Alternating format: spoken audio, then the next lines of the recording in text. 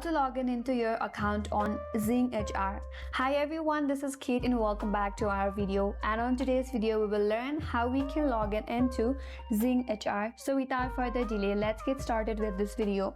Open up your preferred browser, head towards the search bar and there type in ZingHR.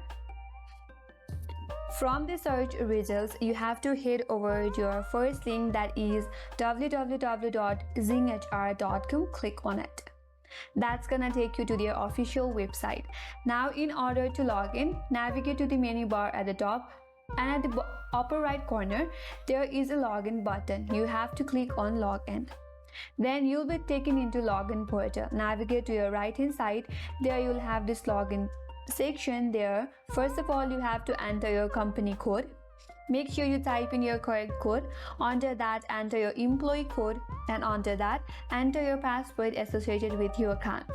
In case if you forgot your password, there is a link right here that says forgot password. Click on it and that's gonna take you to different page. There you have to follow the on-screen instructions and then you'll be able to recover your password and you can re-log in. So once you have entered your correct login credential, all you have to do is click on login button, and with that you'll be logged into your ZingHR account.